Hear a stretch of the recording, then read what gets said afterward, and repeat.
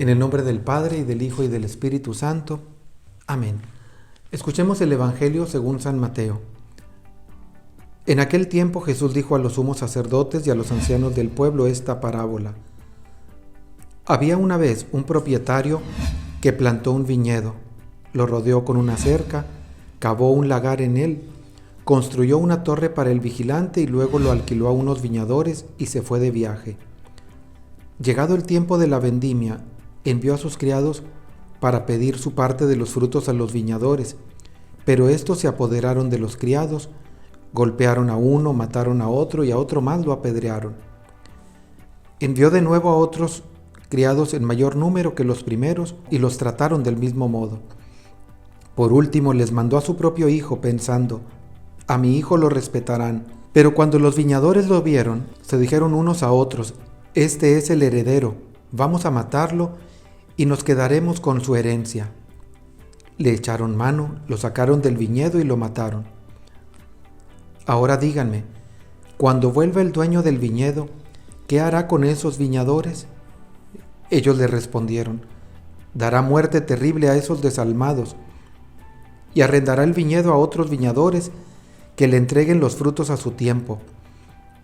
Entonces Jesús les dijo, ¿no han leído nunca en la Escritura la piedra que desecharon los constructores? Es ahora la piedra angular. Esto es obra del Señor y es un prodigio admirable. Por esta razón les digo que les será quitado a ustedes el reino de Dios y se le dará a un pueblo que produzca sus frutos. Al oír estas palabras, los sumos sacerdotes y los fariseos comprendieron que Jesús las decía por ellos y quisieron aprenderlo, pero tuvieron miedo a la multitud, pues era tenido por un profeta. Palabra del Señor. En esta parábola del viñedo, Jesús hace referencia o recuerda un ejemplo un cántico de la viña de Isaías, donde también se habla de un viñedo que es plantado y el ejemplo es Dios que planta aquel viñedo. Bien, pero en este Jesús añade algo bien importante. Envía unos viñadores, unos trabajadores, la arrenda, hay unos trabajadores, y cuando va a pedir los frutos, matan al que va a pedir los frutos. ¿A quién se refiere Jesús? A los profetas. Finalmente al Hijo es Jesús mismo. Y luego la manera en que lo tratan, lo sacan del viñedo, así como a Jesús lo sacaron de Jerusalén para hacerlo morir afuera, porque en aquel entonces el Gólgota estaba fuera de la muralla. En la actualidad, la ciudad de Jerusalén ya es mucho más grande y hay otra muralla que fue acomodada de otra manera. Lo importante es esto. Jesús quiere frutos y nosotros lo tratamos mal. Ese es el pecado. Y entonces el Señor nos dice algo, nos advierte. Les advirtió a los judíos que les iba el viñedo, el reino, se le va a entregar a otros que sí produzcan frutos, a la iglesia. Pero atención, también nos habla a nosotros el Señor. Nos ha dado todo para que demos fruto y nosotros lo hemos tratado mal con el pecado.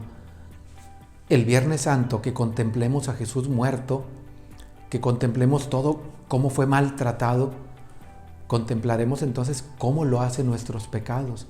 Cada pecado chiquito, cada cosa que vas haciendo va maltratando al dueño, al hijo del dueño del viñedo. Este viñedo que es mi vida y en el que el Señor quiere frutos dulces de amor, de servicio, de pureza.